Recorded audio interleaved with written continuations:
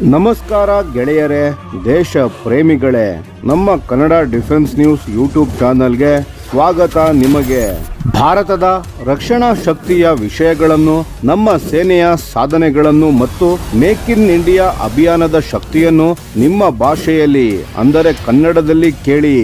ಭಾರತದ ಪ್ರತಿ ಮಿಸೈಲ್ ಉಡಾವಣೆ, ಪ್ರತಿ ಯುದ್ಧ ವಿಮಾನದ ಆಗಮನ, ಪ್ರತಿ ನೌಕಾ ಶಕ್ತಿಯ ಹೆಜ್ಜೆ ಎಲ್ಲವೂ ನಿಮಗೆ ತಲುಪಬೇಕು ಅಂದ್ರೆ ಈಗಲೇ ನಮ್ಮ ಚಾನೆಲ್ ಅನ್ನು ಸಬ್ಸ್ಕ್ರೈಬ್ ಮಾಡಿ ಮತ್ತು ಬೆಲ್ ಐಕಾನ್ ಕ್ಲಿಕ್ ಮಾಡಿ. ನಾವು ಕನ್ನಡಿಗರು ಮತ್ತು ಭಾರತ ಮಾತೆಯ ಹೆಮ್ಮೆಯ ಮಕ್ಕಳು. ಆ ಹೆಮ್ಮೆಯನ್ನು ಇನ್ನಷ್ಟು ಬಲಿಷ್ಠಗೊಳಿಸೋಣ. ಜೈ ಹಿಂದ್, ಜೈ ಕರ್ನಾಟಕ.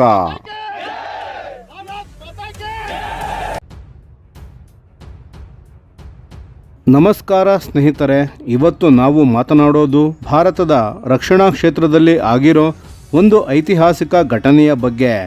ಭಾರತದಲ್ಲಿ ವಿನ್ಯಾಸ ಆದ ಒಂದು AI ಕಾಂಬ್ಯಾಟ್ ಡ್ರೋನ್ ಇನ್ನು ಯುರೋಪ್ನಲ್ಲಿ ತಯಾರಾಗಲಿದೆ. ಹೌದು, ನೀವು ಸರಿಯಾಗಿಯೇ ಕೇಳಿದ್ದೀರಿ.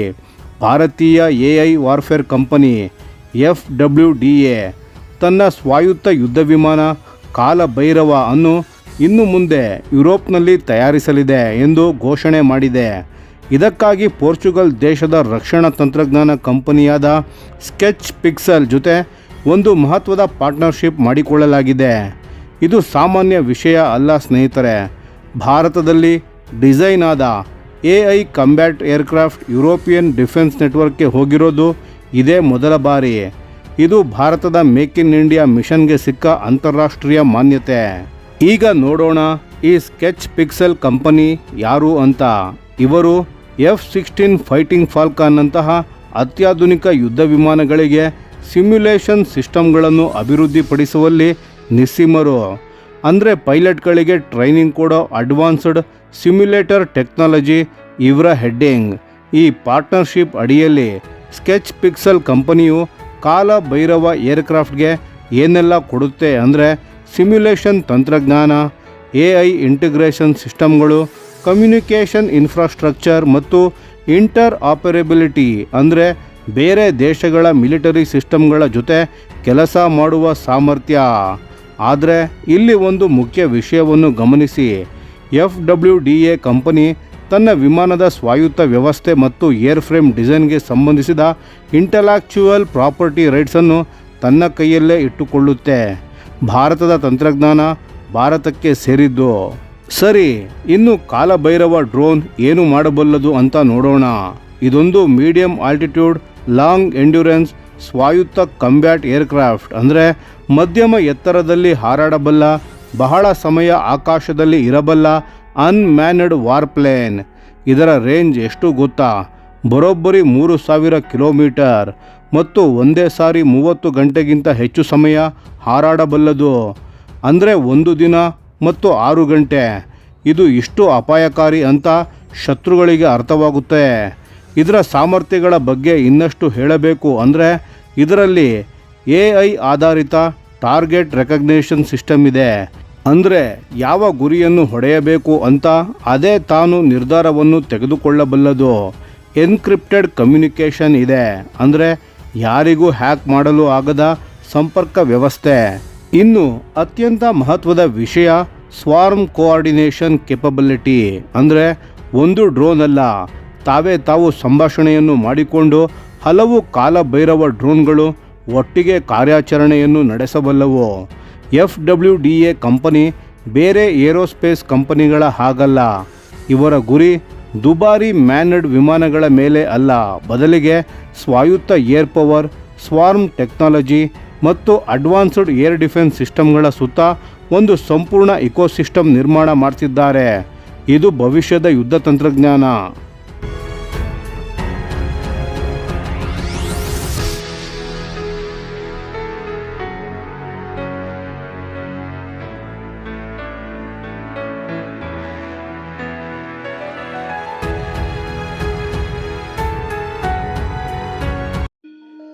ಈಗ FWDA ಸಂಸ್ಥಾಪಕ ಮತ್ತು CEO ಸುಹಾಸ್ ತೇಜಸ್ಕಂದ ಏನು ಹೇಳ್ತಾರೆ ಅಂತ ನೋಡೋಣ. ಅವರು ಹೇಳ್ತಾರೆ, ಈ ಪಾರ್ಟ್ನರ್ಶಿಪ್ ಭಾರತೀಯ ವಿನ್ಯಾಸದ ಸ್ವಾಯತ್ತ ವಾರ್ಫೇರ್ ತಂತ್ರಜ್ಞಾನಗಳ ಮೇಲೆ ಜಗತ್ತಿನ ಆಸಕ್ತಿ ಹೆಚ್ಚುತ್ತಿರುವ ಸಂಕೇತ ಅಂತ. ಭಾರತದ ರಕ್ಷಣಾ ಇನೋವೇಷನ್ ಇನ್ನು ಜಾಗತಿಕ ಉತ್ಪಾದನಾ ಪರಿಸರ ವ್ಯವಸ್ಥೆಯಲ್ಲಿ ತನ್ನ ಜಾಗವನ್ನು ಮಾಡಿಕೊಳ್ಳುತ್ತಿದೆ ಅಂತ.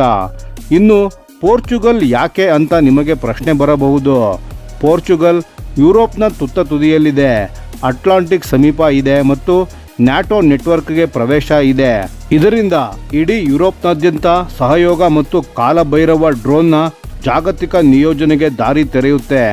ಭಾರತವನ್ನು ವಿಶ್ವದ ಅಗ್ರಗಣ್ಯ ರಕ್ಷಣಾ ರಫ್ತುದಾರರ ನಡುವೆ ತರೋದೇ ನಮ್ಮ ದೊಡ್ಡ ಗುರಿ ಅಂತ ಅವರು ಸ್ಪಷ್ಟವಾಗಿ ಹೇಳ್ತಾರೆ. ಸ್ಕೆಚ್ ಪಿಕ್ಸೆಲ್ನ ಸಿಇಒ ಮಿಗೆಲ್ ಅಬ್ರು ಕೂಡ ಈ ಒಪ್ಪಂದದ ಬಗ್ಗೆ ಉತ್ಸಾಹದಿಂದಿದ್ದಾರೆ. ಇಂಜಿನಿಯರಿಂಗ್, ಎಲೆಕ್ಟ್ರಾನಿಕ್ಸ್, ಎಐ ಸಿಸ್ಟಮ್ಗಳು ಮತ್ತು ಚಿಪ್ ಅನಾಲಿಸಿಸ್ನಲ್ಲಿ FWDAದ ತಜ್ಞತೆ ಮತ್ತು ಸಿಮ್ಯುಲೇಷನ್, ಇಂಟರ್ ಆಪರಬಿಲಿಟಿ ಮತ್ತು ಮಿಲಿಟರಿ ಇಂಟಿಗ್ರೇಷನ್ನಲ್ಲಿ ಸ್ಕೆಚ್ ಪಿಕ್ಸೆಲ್ನ ಕ್ಷಮತೆ ಒಟ್ಟಾಗಿ ಕೆಲಸ ಮಾಡಲಿವೆ ಅಂತ ಅವರು ಹೇಳ್ತಾರೆ. ಈ ಅಭಿವೃದ್ಧಿಯ ಅಡಿಯಲ್ಲಿ ವಿಮಾನದ structural design, firmware development, communication system, control ಮೆಕ್ಯಾನಿಸಮ್ಗಳು ಮತ್ತು ವ್ಯಾಲಿಡೇಷನ್ ಪ್ರಕ್ರಿಯೆಗಳನ್ನು ಕಟ್ಟುನಿಟ್ಟಾದ ತಾಂತ್ರಿಕ ಮತ್ತು ಸುರಕ್ಷತಾ ಮಾನದಂಡಗಳ ಅಡಿಯಲ್ಲಿ ಜಂಟಿಯಾಗಿ ಅಭಿವೃದ್ಧಿಪಡಿಸಲಾಗುತ್ತದೆ. ಸ್ನೇಹಿತರೆ, ಇದರ ಮಹತ್ವ ಏನು ಅಂತ ಒಂದು ನಿಮಿಷ ಯೋಚನೆ ಮಾಡಿ. ಭಾರತ ಇಂದು ತನ್ನದೇ AI ಯುದ್ಧ ವಿಮಾನದ ವಿನ್ಯಾಸ ಮಾಡುತ್ತಿದೆ. ಆ ವಿಮಾನ ಯುರೋಪ್ನಲ್ಲಿ ತಯಾರಾಗುತ್ತಿದೆ, ನ್ಯಾಟೋ ದೇಶಗಳಿಗೆ ತಲುಪುತ್ತಿದೆ. ಇದು ಭಾರತದ ರಕ್ಷಣಾ ಕ್ಷೇತ್ರ ಎಷ್ಟು ಬೆಳೆದಿದೆ ಅನ್ನೋದರ ನಿದರ್ಶನ. ಸ್ನೇಹಿತರೆ, ಈ ವಿಡಿಯೋ ನಿಮಗೆ ಉಪಯುಕ್ತ ಅನಿಸಿದರೆ ನಿಮ್ಮ ಅನಿಸಿಕೆ ಮತ್ತು ಅಭಿಪ್ರಾಯಗಳನ್ನು ದಯವಿಟ್ಟು ಕಾಮೆಂಟ್ ಮಾಡಿ ತಿಳಿಸಿ. ಧನ್ಯವಾದಗಳು.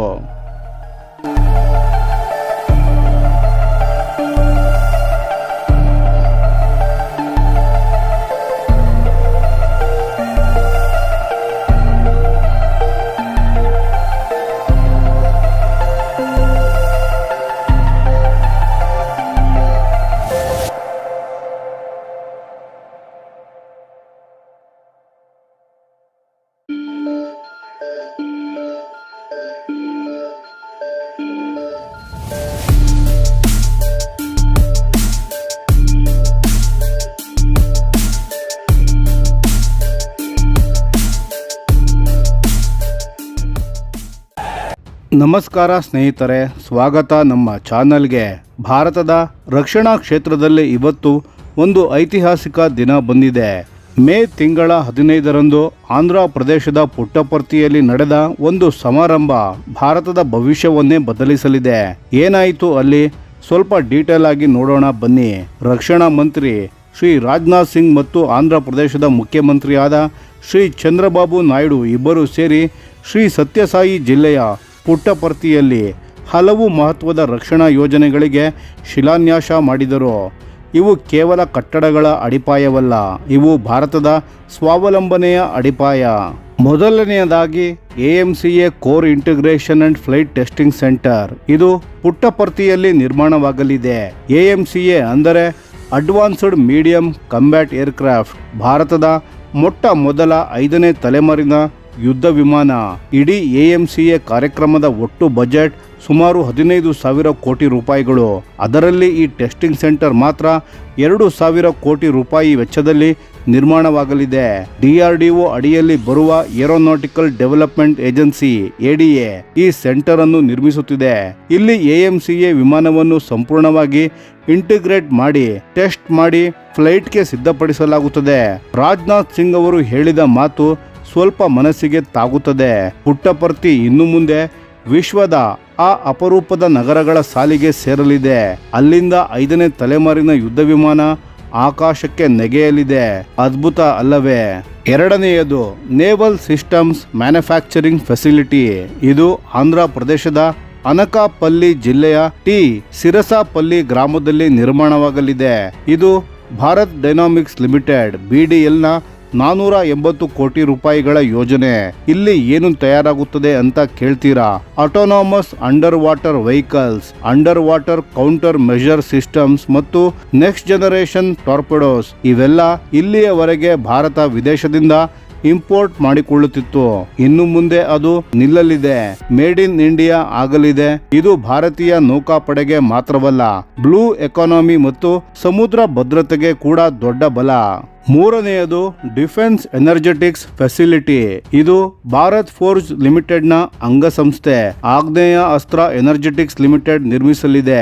1500 ಕೋಟಿ ರೂಪಾಯಿ ಹೂಡಿಕೆ. ಶ್ರೀ ಸತ್ಯಸಾಯಿ ಜಿಲ್ಲೆಯ ಮದಕಸಿರದಲ್ಲಿ ಈ ಫೆಸಿಲಿಟಿ ಸ್ಥಾಪನೆ ಆಗಲಿದೆ. ಭವಿಷ್ಯದ ಯುದ್ಧಗಳಿಗೆ ಬೇಕಾದ ಅತ್ಯಾಧುನಿಕ ಶಸ್ತ್ರಾಸ್ತ್ರಗಳನ್ನು ಇಲ್ಲಿ ತಯಾರಿಸಲಾಗುತ್ತದೆ. ನಾಲ್ಕನೆಯದು ammunition and electric fuse plant HFCL limited.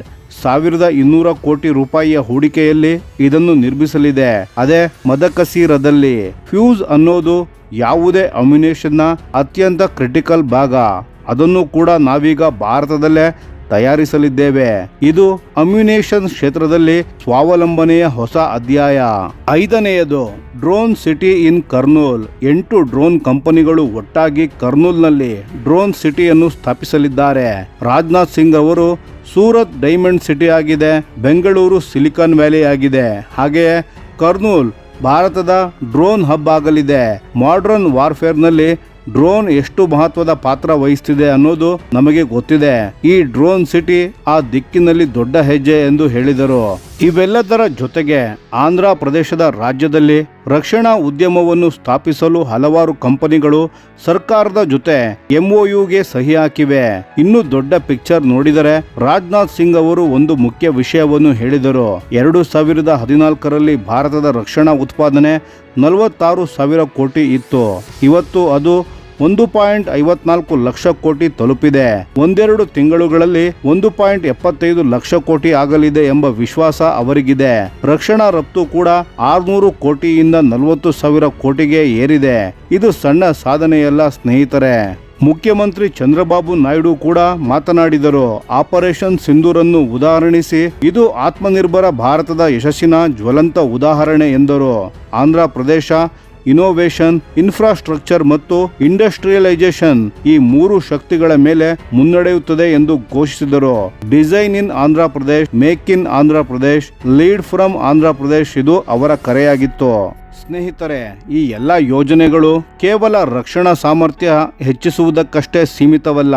ಸ್ಥಳೀಯ ಇಂಜಿನಿಯರಿಂಗ್ ಕಾಲೇಜುಗಳು, ITI, MSMEಗಳು, ಯುವ ಉದ್ಯಮಿಗಳು ಎಲ್ಲರಿಗೂ ಇಲ್ಲಿ ಅವಕಾಶ ಇದೆ. ರಾಜ್ಯದಲ್ಲಿ ಒಂದು ಪೂರ್ಣ ಇಕೋಸಿಸ್ಟಮ್ ನಿರ್ಮಾಣ ಆಗಲಿದೆ. ಉದ್ಯೋಗ ಬೆಳೆಯಲಿದೆ, ತಂತ್ರಜ್ಞಾನ ಬೆಳೆಯಲಿದೆ, ದೇಶ ಕೂಡ ಬೆಳೆಯಲಿದೆ. ಭಾರತ ನಿಜವಾಗಿಯೂ ರಕ್ಷಣಾ ಕ್ಷೇತ್ರದಲ್ಲಿ ಹೊಸ ಯುಗವನ್ನು ಪ್ರವೇಶಿಸುತ್ತಿದೆ.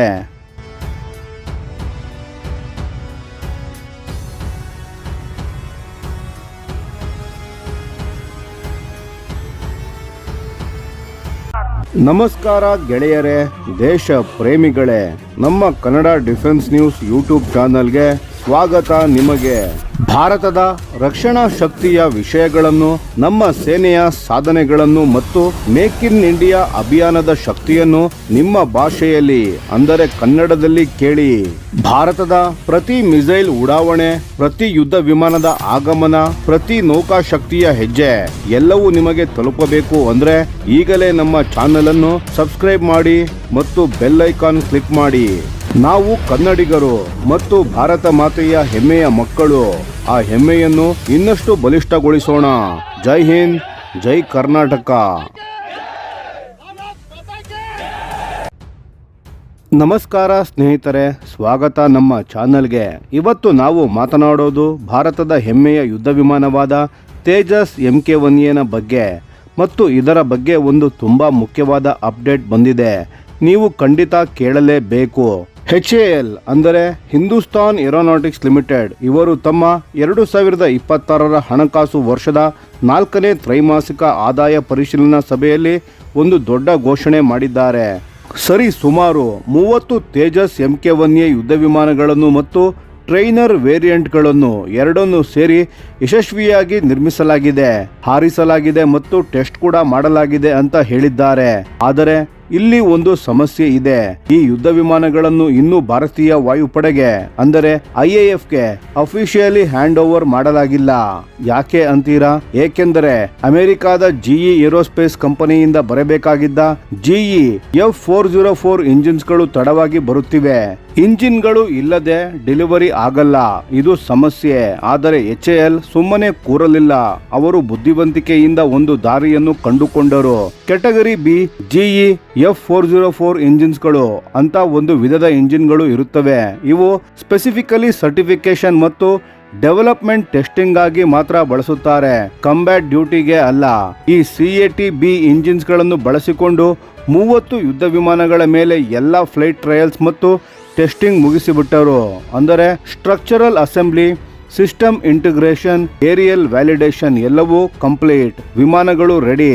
ಇನ್ನು ಬಾಕಿ ಇರುವುದು ಒಂದೇಕೊಂದು ಕೆಲಸ, ಕಂಬ್ಯಾಟ್ ರೆಡಿ ಇಂಜಿನ್ಸ್ ಗಳನ್ನು ಹಾಕುವುದು ಅಷ್ಟೇ. HAL ಹೇಳುತ್ತಿದೆ, 2026 ಆಗಸ್ಟ್ ಅಥವಾ ಸೆಪ್ಟೆಂಬರ್ ತಿಂಗಳಲ್ಲಿ GE F404 IN-20 ಇಂಜಿನ್ಸ್ಗಳು ಅಮೆರಿಕಾದಿಂದ ಬರಲಿವೆ. ಆ ಇಂಜಿನ್ಸ್ಗಳು ಬಂದ ತಕ್ಷಣ ತುಂಬಾ ಕಡಿಮೆ ಸಮಯದಲ್ಲಿ ಈ 30 ಯುದ್ಧ ವಿಮಾನಗಳನ್ನು ಭಾರತೀಯ ವಾಯುಪಡೆಗೆ ಡೆಲಿವರ್ ಮಾಡಬಹುದು ಎಂದು ತಿಳಿಸಿದ್ದಾರೆ. ಯಾಕೆ ಅಷ್ಟು ಬೇಗ ಸಾಧ್ಯ? ಏಕೆಂದರೆ ಎಲ್ಲಾ ಕಷ್ಟದ ಕೆಲಸಗಳು ಈಗಾಗಲೇ ಮುಗಿದಿವೆ. ಇಂಜಿನ್ ಹಾಕಿ ಫೈನಲ್ ಚೆಕ್ ಮಾಡಿ ಡೆಲಿವರ್ ಆಗಬೇಕು ಅಷ್ಟೇ. HAL ನ ಚೇರ್ಮನ್ ಮತ್ತು ಮ್ಯಾನೇಜಿಂಗ್ ಡೈರೆಕ್ಟರ್ ರವಿ ಕೋಟಾ ಅವರು ಇನ್ನೊಂದು ಮುಖ್ಯ ವಿಷಯವನ್ನು ಹೇಳಿದ್ದಾರೆ. ಈಗಾಗಲೇ 6 GE F404 ಇಂಜಿನ್ಗಳು ತಲುಪಿದ್ದು ಅವುಗಳ ಏರ್ ಫ್ರೇಮ್ ಇಂಟಿಗ್ರೇಷನ್ ನಡೆಯುತ್ತಿದೆ. ಇದಲ್ಲದೆ 2027 ಮಾರ್ಚ್ ವರೆಗೆ ಇನ್ನೂ 15ರಿಂದ 20 ಇಂಜಿನ್ಗಳು ಬರಲಿವೆ ಎಂದು ಅವರು ದೃಢಪಡಿಸಿದ್ದಾರೆ. ಈಗ ತೇಜಸ್ MK1A ಬಗ್ಗೆ ಸ್ವಲ್ಪ ಮಾತನಾಡೋಣ. ಇದು ಯಾಕೆ ಇಷ್ಟು ಸ್ಪೆಷಲ್ ಅಂತ ನೀವು ಕೇಳಬಹುದು. ಮೊದಲ ತೇಜಸ್ಗಿಂತ ಈ MK1A ತುಂಬಾ ಉನ್ನತ ತಂತ್ರಜ್ಞಾನವನ್ನು ಹೊಂದಿದೆ. ಇದರಲ್ಲಿ ಸ್ವದೇಶಿ AESA ರೆಡಾರ್ ಇದೆ. ಇದು ಎನಿಮಿ ಏರ್ಕ್ರಾಫ್ಟ್ ಗಳನ್ನು ತುಂಬಾ ದೂರದಿಂದಲೇ ಡಿಟೆಕ್ಟ್ ಮಾಡಬಲ್ಲದು. ಅದರ ಜೊತೆಗೆ ಅಡ್ವಾನ್ಸ್ಡ್ ಎಲೆಕ್ಟ್ರಾನಿಕ್ ವಾರ್ಫೇರ್ ಸೂಟ್ ಇದೆ. ಅಂದರೆ ಎನಿಮಿ ಮಿಸೈಲ್ಸ್ ಮತ್ತು ರೆಡಾರ್ ಸಿಸ್ಟಮ್ಗಳನ್ನು ಜಾಮ್ ಮಾಡುವ ಸಾಮರ್ಥ್ಯ ಮತ್ತು ಬಿಯಾಂಡ್ ವಿಜುವಲ್ ರೇಂಜ್ ಮಿಸೈಲ್ಸ್ಗಳು, ಕಣ್ಣಿಗೆ ಕಾಣದ ದೂರದಿಂದಲೂ ಶತ್ರುವನ್ನು ಹೊಡೆಯುವ ಮಿಸೈಲ್ಸ್ ಕೂಡ ಹಾರಿಸಬಲ್ಲದು. ಹಳೆಯ ಸೋವಿಯತ್ ಕಾಲದ MiG-21 ಯುದ್ಧ ವಿಮಾನಗಳ ಜಾಗವನ್ನು ತೇಜಸ್ MK1A ತೆಗೆದುಕೊಳ್ಳಲಿದೆ. ಇದು ಭಾರತೀಯ ವಾಯುಪಡೆಗೆ ಒಂದು ದೊಡ್ಡ ಅಪ್ಗ್ರೇಡ್. ಒಟ್ಟು ಆರ್ಡರ್ ಎಷ್ಟಿದೆ ಗೊತ್ತಾ? 2021ರಲ್ಲಿ 48,000 ಕೋಟಿ ಮೊತ್ತದ ಕಾಂಟ್ರಾಕ್ಟ್ ನಲ್ಲಿ 83 ಯುದ್ಧ ವಿಮಾನಗಳ ಆರ್ಡರ್ ಬಂತು. ಇತ್ತೀಚೆಗೆ ಇನ್ನೂ 97 ಹೆಚ್ಚುವರಿ ಯುದ್ಧ ವಿಮಾನಗಳ ಆರ್ಡರ್ ಕನ್ಫರ್ಮ್ ಆಗಿದೆ. ಅಂದರೆ ಒಟ್ಟು 180 ತೇಜಸ್ MK1A ಯುದ್ಧ ವಿಮಾನಗಳು ಭಾರತೀಯ ವಾಯುಪಡೆಗೆ ಬರಲಿವೆ. ಇದು ಭಾರತದ ರಕ್ಷಣಾ ಕ್ಷೇತ್ರದಲ್ಲಿ ಆತ್ಮನಿರ್ಭರತೆಯ ದಿಕ್ಕಿನಲ್ಲಿ ಒಂದು ಮೈಲುಗಲ್ಲು. ಸ್ನೇಹಿತರೆ, ಇಂಜಿನ್ಸ್ಗಳ ಸಪ್ಲೈ ಸರಿಯಾದ ಕೂಡಲೇ HAL ಒಂದೇ ಸಮ ಡೆಲಿವರಿ ಮಾಡಲು ಸಿದ್ಧವಾಗಿದೆ ಮತ್ತು ಭಾರತೀಯ ವಾಯುಪಡೆಗೆ ತನ್ನ ಕಂಬ್ಯಾಟ್ ಸ್ಕ್ವಾಡ್ರನ್ಸ್ಗಳನ್ನು ಈ ಆಧುನಿಕ ಸ್ವದೇಶಿ ಯುದ್ಧ ವಿಮಾನಗಳಿಂದ ಬಲಪಡಿಸಿಕೊಳ್ಳಲು ಸಿದ್ಧವಾಗಿದೆ. ತೇಜಸ್ ಭಾರತದ ಆಕಾಶವನ್ನು ಕಾಯ್ದುಕೊಳ್ಳಲು ಬರುತ್ತಿದೆ ಮತ್ತು ಆ ದಿನ ತುಂಬಾ ಹತ್ತಿರ ಬಂದಿದೆ.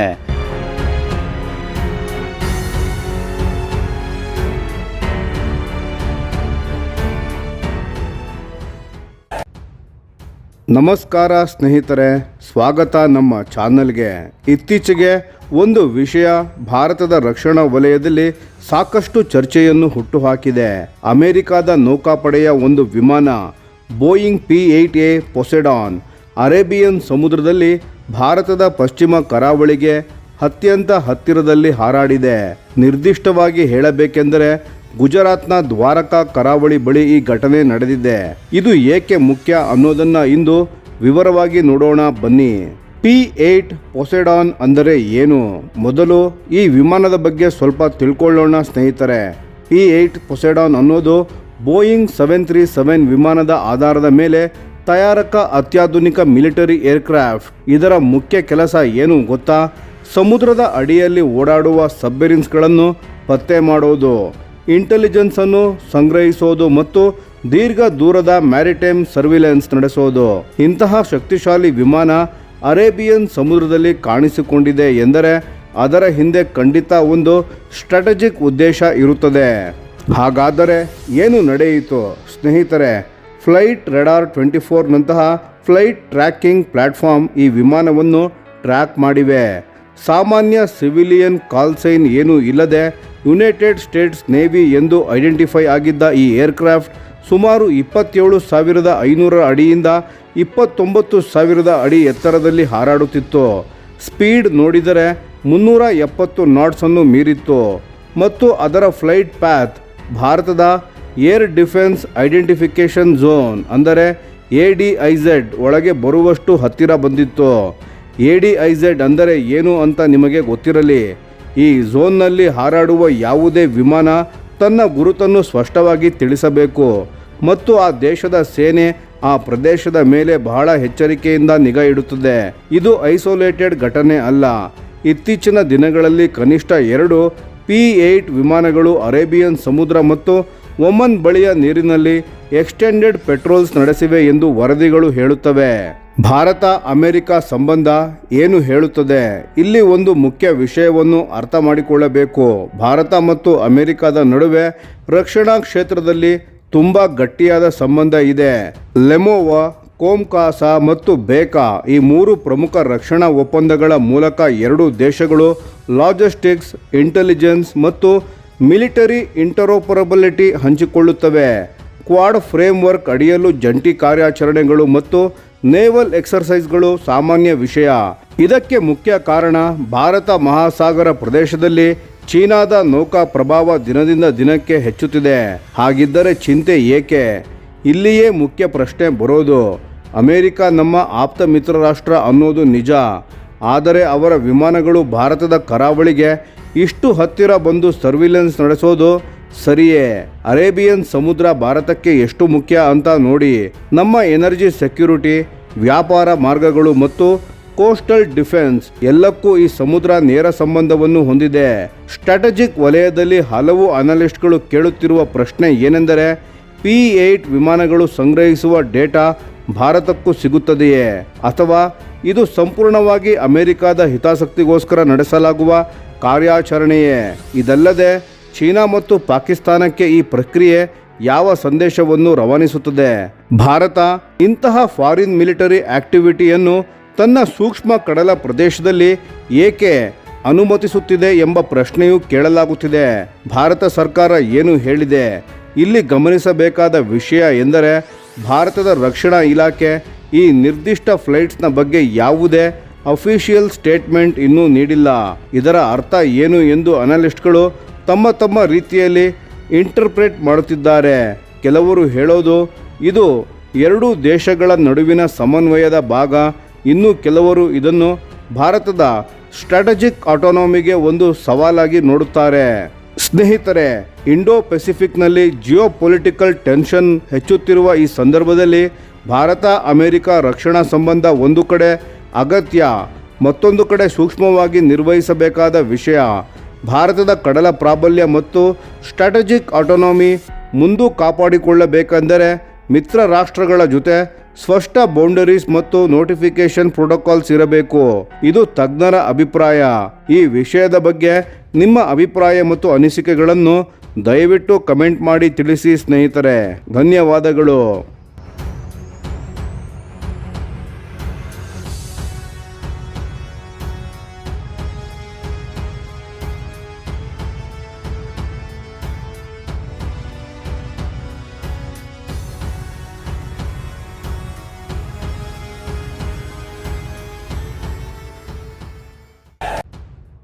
ನಮಸ್ಕಾರ ಸ್ನೇಹಿತರೆ, ಭಾರತದ ರಕ್ಷಣಾ ಕ್ಷೇತ್ರದಿಂದ ಒಂದು ಅತ್ಯಂತ ರೋಮಾಂಚಕ ಸುದ್ದಿ ಬಂದಿದೆ. ಹಿಂದೂಸ್ತಾನ್ ಏರೋನಾಟಿಕ್ಸ್ ಲಿಮಿಟೆಡ್ ಅಂದರೆ HAL ಈ ವರ್ಷವೇ ಕ್ಯಾಟ್ಸಾ ವ್ಯಾರಿಯರ್ ಯುದ್ಧ ವಿಮಾನದ ಮೊದಲ ಪ್ರೊಟೋಟೈಪ್ ಅನ್ನು ರೋಲ್ಔಟ್ ಮಾಡಲಿದೆ. ಅದು ಯಾವ ಪ್ರೊಟೋಟೈಪ್ ಅಂದರೆ ಫ್ಲೈಟ್ ಡೆವಲಪ್ಮೆಂಟ್ ಟ್ರಯಲ್ಸ್ಗಾಗಿ ತಯಾರಾದ ನಿಜವಾದ ಹಾರಾಟ ಪ್ರೊಟೋಟೈಪ್ ಮತ್ತು ಮೊದಲ ಫ್ಲೈಟ್ ಮುಂದಿನ ವರ್ಷ ನಡೆಯಲಿದೆ ಎಂದು ನಿರೀಕ್ಷಿಸಲಾಗಿದೆ. ಇಲ್ಲಿ ಒಂದು ಮುಖ್ಯ ವಿಷಯ ಅರ್ಥ ಮಾಡಿಕೊಳ್ಳಬೇಕು. ಈ ಮೊದಲು HAL ಒಂದು ಗ್ರೌಂಡ್ ಟೆಸ್ಟ್ ಬೆಡ್ ಅಂದರೆ GTB ಅನ್ನು ರೋಲ್ಔಟ್ ಮಾಡಿತ್ತು. ಅದು ನೇರವಾಗಿ ಹಾರಾಡುವ ವಿಮಾನ ಅಲ್ಲ, ಅದರ ಉದ್ದೇಶ ಬೇರೆಯೇ ಇತ್ತು. ನಿಜವಾದ ಫ್ಲೈಟ್ ಪ್ರೊಟೋಟೈಪ್ ತಯಾರಾಗುವ ಮೊದಲೇ ಎಲ್ಲ ಸಿಸ್ಟಮ್ಗಳನ್ನು ನೆಲದ ಮೇಲೆ ಪರೀಕ್ಷಿಸಿ ಸರಿಪಡಿಸಿಕೊಳ್ಳುವುದು ಆಗಿತ್ತು. ಅದರ ಕೆಲಸ ಹೇಗೆ ನಡೆಯುತ್ತದೆ ಅಂತ ಒಂದು ಸಲ ನೋಡೋಣ. GTB ಅನ್ನು ಉಪಯೋಗಿಸಿ ಇಂಜಿನಿಯರ್ಸ್ಗಳು hydraulic lines, fuel lines, electrical wiring ಮತ್ತು ಡಿಜಿಟಲ್ ಡೇಟಾ ಬಸ್ಸಸ್ ಎಲ್ಲವನ್ನು ಒಂದು ಸ್ಥಿರ ಚೌಕಟ್ಟಿನಲ್ಲಿ ಅಳವಡಿಸಿ ಪರೀಕ್ಷಿಸುತ್ತಾರೆ. ಅಂದರೆ ಪೈಲಟ್ ಕಾಕ್ಪಿಟ್ನಿಂದ ಇನ್ಪುಟ್ ಕೊಟ್ಟಾಗ ವಿಮಾನದ ಆಕ್ಟಿವೇಟರ್ಸ್ಗಳು ಹೇಗೆ ಪ್ರತಿಕ್ರಿಯಿಸುತ್ತವೆ ಎಂಬುದನ್ನು ವಿಮಾನ ಹಾರಿಸದೆಯೇ ಪರೀಕ್ಷಿಸಬಹುದು. ಫ್ಲೈಟ್ ಕಂಟ್ರೋಲ್ ಲಾಸ್ ಅನ್ನು ಗ್ರೌಂಡ್ನಲ್ಲಿ ವ್ಯಾಲಿಡೇಟ್ ಮಾಡಲು ಇದು ತುಂಬ ಮುಖ್ಯ. ಅಷ್ಟೇ ಅಲ್ಲ, ಫ್ಯೂಯಲ್ ಟ್ಯಾಂಕ್ಸ್ನಲ್ಲಿ ಸ್ಲೋಶ್ ಮತ್ತು ಪ್ರೆಷರ್ ಟೆಸ್ಟಿಂಗ್ ನಡೆಸಿ ಫ್ಯೂಯಲ್ ಸಿಸ್ಟಮ್ ಸರಿಯಾಗಿದೆಯೇ ಎಂದು ಖಚಿತಪಡಿಸಿಕೊಳ್ಳಲಾಗುತ್ತದೆ. ಜೊತೆಗೆ radar, electronic warfare suite, communication systems ಇವೆಲ್ಲ ಒಟ್ಟಿಗೆ ಕೆಲಸ ಮಾಡುವಾಗ ಎಲೆಕ್ಟ್ರೋಮ್ಯಾಗ್ನೆಟಿಕ್ ಇಂಟರ್ಫಿಯರೆನ್ಸ್ ಆಗುತ್ತದೆಯೇ ಎಂದು ಕೂಡ ಇಲ್ಲಿ ಪರೀಕ್ಷಿಸಲಾಗುತ್ತದೆ. ಸ್ನೇಹಿತರೆ, ಈ ಎಲ್ಲ ಗ್ರೌಂಡ್ ವ್ಯಾಲಿಡೇಷನ್ ಮುಗಿದ ನಂತರ, ಏರ್ ವರ್ತಿನೆಸ್ ಸರ್ಟಿಫಿಕೇಷನ್ ಸಿಕ್ಕಿದ ನಂತರ ಮುಂದಿನ ವರ್ಷ ಕ್ಯಾಟ್ಸಾ ವ್ಯಾರಿಯರ್ ಮೊದಲ ಬಾರಿ ಆಕಾಶಕ್ಕೆ ನೆಗೆಯಲಿದೆ. ಅಲ್ಲಿಂದ ಶುರುವಾಗಲಿದೆ ಭಾರತದ ಮಹತ್ವಾಕಾಂಕ್ಷೆಯ ಫ್ಲೈಟ್ ಟೆಸ್ಟ್ ಪ್ರೋಗ್ರಾಂ. ಇದು ನಿಜಕ್ಕೂ ಭಾರತದ ಏರೋಸ್ಪೇಸ್ ಇತಿಹಾಸದಲ್ಲಿ ಒಂದು ದೊಡ್ಡ ಮೈಲುಗಲ್ಲು. ಸ್ನೇಹಿತರೆ, ಭಾರತದ ಈ ಸಾಧನೆಯ ಬಗ್ಗೆ ನಿಮ್ಮ ಅನಿಸಿಕೆ ಮತ್ತು ಅಭಿಪ್ರಾಯಗಳನ್ನು ದಯವಿಟ್ಟು ಕಾಮೆಂಟ್ ಮಾಡಿ ತಿಳಿಸಿ. ಧನ್ಯವಾದಗಳು.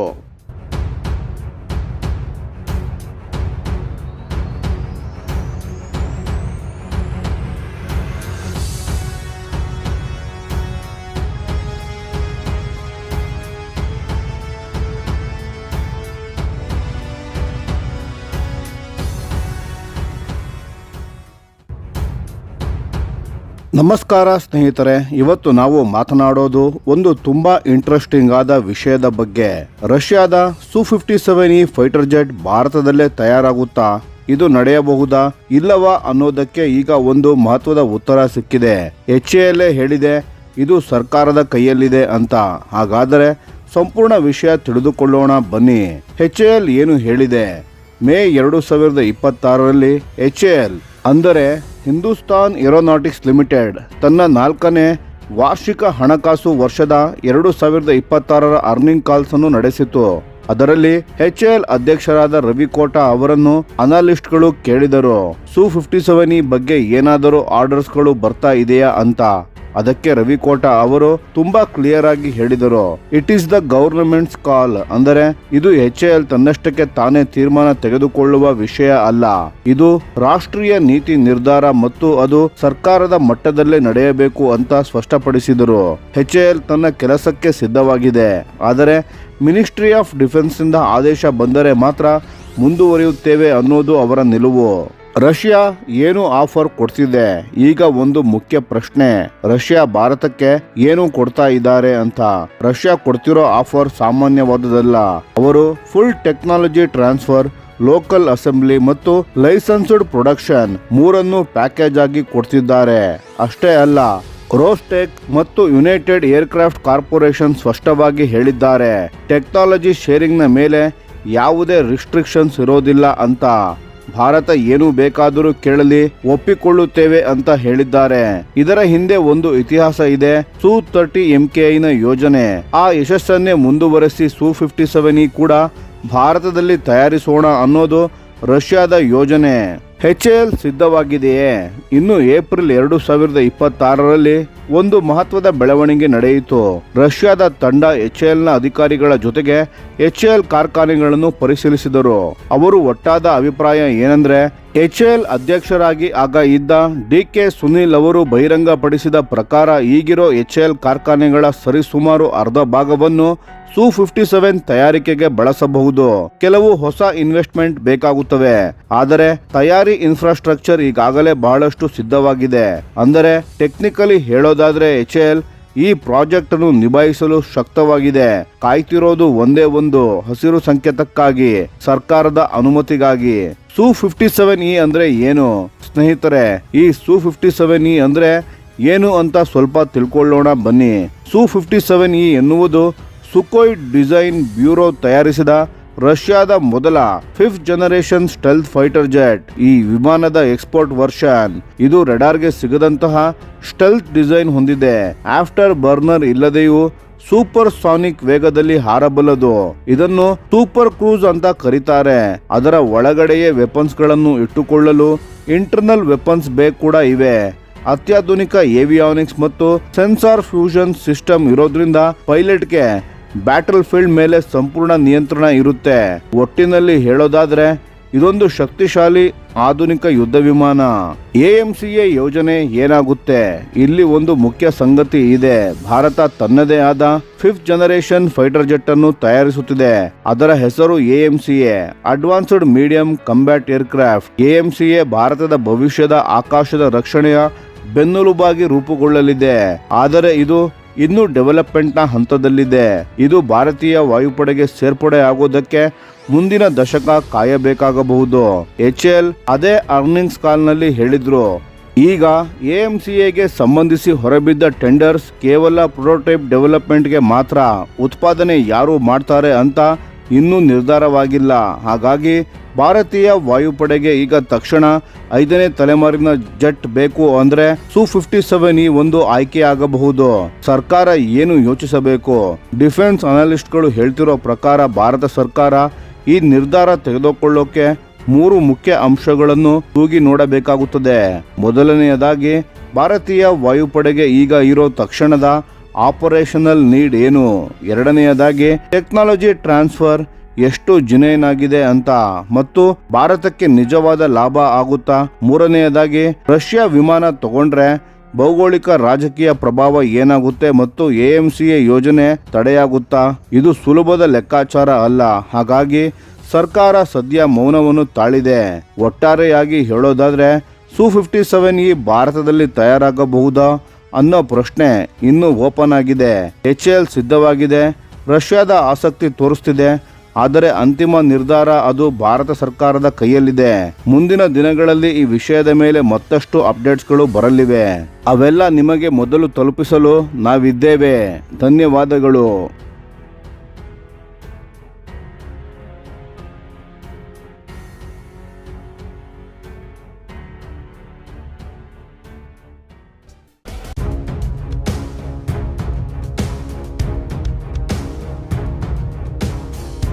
ಭಾರತೀಯ ನೌಕಾಪಡೆಗೆ ಇದು ಒಂದು ಐತಿಹಾಸಿಕ ದಿನ. ಒಂದೇ ದಿನದಲ್ಲಿ 3 ಯುದ್ಧ ನೌಕೆಗಳನ್ನು ಏಕಕಾಲದಲ್ಲಿ ಹಸ್ತಾಂತರ ಮಾಡಿದ್ದು ಭಾರತದ ರಕ್ಷಣಾ ಇತಿಹಾಸದಲ್ಲೇ ಇದೇ ಮೊದಲು. ಆ 3 ನೌಕೆಗಳ ಹೆಸರು INS ದುನಗಿರಿ, INS ಆಗ್ರೆ ಮತ್ತು INS ಸಂಶೋಧಕ. ಇವುಗಳನ್ನು ಕೋಲ್ಕತ್ತಾದ garden reach ship builders and engineers ಅಂದರೆ GRSE ಒಂದೇ ದಿನದಲ್ಲಿ ನೌಕಾಪಡೆಗೆ ಹಸ್ತಾಂತರ ಮಾಡಿದೆ. ಭಾರತೀಯ ಹಡಗುಗಳ ನಿರ್ಮಾಣ ಕ್ಷೇತ್ರದಲ್ಲಿ ಇಂತಹ ಟ್ರಿಪಲ್ ಡೆಲಿವರಿ ಇದೇ ಮೊದಲ ಬಾರಿ. ಹಾಗಾದರೆ ಈ 3 ನೌಕೆಗಳು ಏನು ಮಾಡುತ್ತವೆ? ಯಾಕೆ ಇವು ಮುಖ್ಯ? ಒಂದೊಂದಾಗಿ ನೋಡೋಣ ಬನ್ನಿ. ಮೊದಲನೆಯದು INS Dunagiri. INS Dunagiri project 17A ಅಡಿಯಲ್ಲಿ ನಿರ್ಮಿಸಲಾದ ಒಂದು advanced stealth guided missile frigate.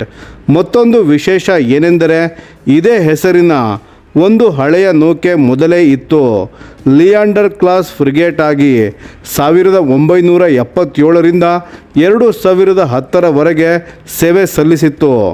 ಈ ಹೊಸ ದುನಗಿರಿ ಆ ಹೆಮ್ಮೆಯ ಪರಂಪರೆಯನ್ನು ಮುಂದುವರೆಸುತ್ತಿದೆ. ಈ ನೌಕೆ ಬ್ರಹ್ಮೋಸ್ ಆಂಟಿಶಿಪ್ ಮತ್ತು ಲ್ಯಾಂಡ್ ಅಟ್ಯಾಕ್ ಕ್ರೂಸ್ ಮಿಸೈಲ್ನಿಂದ ಸಜ್ಜಿತವಾಗಿದೆ. ಜೊತೆಗೆ ಅಡ್ವಾನ್ಸ್ಡ್ ಡಿಫೆನ್ಸ್ ಸಿಸ್ಟಮ್ಸ್ ಕೂಡ ಇವೆ. ಅಂದರೆ ವಾಯು, ಸಮುದ್ರ ಮತ್ತು ನೀರೊಳಗಿನ ಎಲ್ಲ ಬೆದರಿಕೆಗಳನ್ನು ಈ ಒಂದೇ ನೌಕೆ ನಿಭಾಯಿಸಬಲ್ಲದು. ಒಟ್ಟಾರೆ ಹೇಳಬೇಕೆಂದರೆ ದುನಗಿರಿ ನಿಜವಾದ ಅರ್ಥದಲ್ಲಿ ಒಂದು ಮಲ್ಟಿ ಮಿಷನ್ ವಾರ್ಶಿಪ್. ಎರಡನೆಯದು INS ಆಗ್ರೆ. INS ಆಗ್ರೆ ಒಂದು anti submarine warfare shallow water craft. ಅಂದರೆ ಕರಾವಳಿ ಪ್ರದೇಶದಲ್ಲಿ ಶತ್ರು ಜಲಾಂತರ್ಗಾಮಿಗಳನ್ನು ಪತ್ತೆ ಮಾಡಿ ನಾಶ ಮಾಡುವ ಉದ್ದೇಶಕ್ಕೆ ವಿನ್ಯಾಸ ಮಾಡಲಾಗಿದೆ. ಮೊದಲು ಇದ್ದ INS ಆಗ್ರೆ 2017ರಲ್ಲಿ ನಿವೃತ್ತಿ ಹೊಂದಿತ್ತು. ಈ ಹೊಸ ಆಗ್ರೆ ಅದರ ಉತ್ತರಾಧಿಕಾರಿಯಾಗಿ ಬಂದಿದೆ. ಇದರಲ್ಲಿ ಕಂಬ್ಯಾಟ್ ಮ್ಯಾನೇಜ್ಮೆಂಟ್ ಸಿಸ್ಟಮ್ ಇದೆ. ಲೈಟ್ ವೆಯ್ಟ್ ಟಾರ್ಪೆಡೋಸ್ ಮತ್ತು ಆಂಟಿ ಸಬ್ಮೆರಿನ್ ವಾರ್ಫೇರ್ ರಾಕೆಟ್ಸ್ಗಳು ಇವೆ. 30 mm ನೇವಲ್ ಸರ್ಫೇಸ್ ಗನ್ ಕೂಡ ಇದೆ. ಸುಮಾರು 88% ಇಂಡಿಜಿನಸ್ ಕಂಟೆಂಟ್ ಹೊಂದಿದ ಈ ನೌಕೆ ಸಂಪೂರ್ಣ ಭಾರತೀಯ ತಂತ್ರಜ್ಞಾನದ ಹೆಮ್ಮೆ. ಇದರ ಶಾಲೋ ಡ್ರಾಟ್ ಕೇವಲ 2.7 ಮೀಟರ್, ಅಂದರೆ ಆಳ ಕಡಿಮೆ ಇರುವ ಕರಾವಳಿ ನೀರಿನಲ್ಲೂ ಅನಾಯಾಸವಾಗಿ ಓಡಾಡಬಲ್ಲದು. ಮೂರನೆಯದು INS ಸಂಶೋಧಕ GRAC ನಿರ್ಮಿಸಿದ 4ನೇ ಮತ್ತು ಕೊನೆಯ ಸರ್ವೆ ವೆಸಲ್ ಆಗಿದೆ. 110 ಮೀಟರ್ ಉದ್ದದ ಈ ನೌಕೆ ಕರಾವಳಿ ಮತ್ತು ಆಳ ಸಮುದ್ರದ ಹೈಡ್ರೋಗ್ರಾಫಿಕ್ ಸರ್ವೆಯನ್ನು ಮಾಡಬಲ್ಲದು. ರಕ್ಷಣಾ ಅಗತ್ಯಗಳಿಗೆ ಓಸೆನೋಗ್ರಾಫಿಕ್ ಮತ್ತು ಜಿಯೋಗ್ರಾಫಿಕ್ ಡೇಟಾವನ್ನು ಸಂಗ್ರಹಿಸುತ್ತದೆ. ಇದಲ್ಲದೆ ಹೆಲಿಕಾಪ್ಟರ್ ಆಪರೇಷನ್ಸ್, ಹಾಸ್ಪಿಟಲ್ ಶಿಪ್ ಆಗಿ ಮತ್ತು ಹ್ಯುಮ್ಯಾನಿಟೇರಿಯನ್ ಡಿಸಾಸ್ಟರ್ ರಿಲೀಫ್ ಕಾರ್ಯಾಚರಣೆಗಳಲ್ಲೂ ಬಳಕೆಯಾಗಬಲ್ಲದು. ಇದರ ದೊಡ್ಡ ಅರ್ಥ ಏನು ಸ್ನೇಹಿತರೆ? ಈ 3 ನೌಕೆಗಳ ಹಸ್ತಾಂತರದೊಂದಿಗೆ GRAC ಒಟ್ಟು 118 ಯುದ್ಧ ನೌಕೆಗಳನ್ನು ನಿರ್ಮಿಸಿದ ಮೈಲುಗಲ್ಲನ್ನು ತಲುಪಿದೆ. ಅದರಲ್ಲಿ 80 ನೌಕೆಗಳು ಭಾರತೀಯ ನೌಕಾಪಡೆಗೆ ನೀಡಲಾಗಿದೆ. ಭಾರತೀಯ ನೌಕಾಪಡೆ ಇಂದು 130ಕ್ಕೂ ಹೆಚ್ಚು ಯುದ್ಧ ನೌಕೆಗಳು ಮತ್ತು ಸುಮಾರು 251 ವಿಮಾನ ಹಾಗೂ ಹೆಲಿಕಾಪ್ಟರ್ಗಳನ್ನು ಹೊಂದಿದ್ದು ಈ ಪ್ರದೇಶದ ಅತ್ಯಂತ ದೊಡ್ಡ ನೌಕಾಪಡೆಗಳಲ್ಲಿ ಒಂದಾಗಿದೆ. ಮತ್ತು ಈ 3 ನೌಕೆಗಳ ಸೇರ್ಪಡೆ ಆ ಶಕ್ತಿಯನ್ನು ಇನ್ನಷ್ಟು ಹೆಚ್ಚಿಸಿದೆ. ಇದು ಕೇವಲ 3 ಹಡಗುಗಳ ಕಥೆಯಲ್ಲ, ಇದು ಆತ್ಮನಿರ್ಭರ ಭಾರತದ ಕತೆ. ನಮ್ಮದೇ ತಂತ್ರಜ್ಞಾನ, ನಮ್ಮದೇ ಶ್ರಮ, ನಮ್ಮದೇ ಹೆಮ್ಮೆ. ಸ್ನೇಹಿತರೆ, ಈ ವಿಡಿಯೋ ಬಗ್ಗೆ ನಿಮ್ಮ ಅನಿಸಿಕೆ ಮತ್ತು ಅಭಿಪ್ರಾಯಗಳನ್ನು ದಯವಿಟ್ಟು ಕಾಮೆಂಟ್ ಮಾಡಿ ತಿಳಿಸಿ. ಧನ್ಯವಾದಗಳು.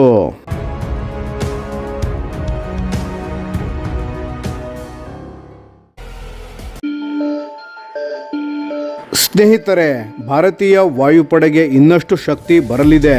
ಹಿಂದೂಸ್ತಾನ್ ಏರೋನಾಟಿಕ್ಸ್ ಲಿಮಿಟೆಡ್ ಅಂದರೆ HAL ಇತ್ತೀಚೆಗೆ ತನ್ನ 2026ರ ಹಣಕಾಸು ವರದಿಯ ವೇಳೆ ಒಂದು ಮಹತ್ವದ ಮಾಹಿತಿಯನ್ನು ಖಚಿತಪಡಿಸಿದೆ. ಭಾರತೀಯ ವಾಯುಪಡೆ ಹೊಸದಾಗಿ ಆರ್ಡರ್ ಮಾಡಿದ 12 Su-30 MKI ಫೈಟರ್ ಜೆಟ್ಗಳ ಡೆಲಿವರಿ ವೇಳಾಪಟ್ಟಿ ಈಗ ಅಧಿಕೃತವಾಗಿ ಘೋಷಣೆಯಾಗಿದೆ. ಅದರ ಪ್ರಕಾರ ಈ 12 ವಿಮಾನಗಳ ಪೈಕಿ ಮೊದಲನೆಯ ಜೆಟ್ 2027 ಮತ್ತು 28ನೇ ಹಣಕಾಸು ವರ್ಷದಲ್ಲಿ ಭಾರತೀಯ ವಾಯುಪಡೆಗೆ ಹಸ್ತಾಂತರವಾಗಲಿದೆ. ಉಳಿದ 11 ವಿಮಾನಗಳು 2028 ಮತ್ತು 29ರ ವೇಳೆಗೆ ವಾಯುಪಡೆಗೆ ಸೇರ್ಪಡೆಯಾಗಲಿವೆ.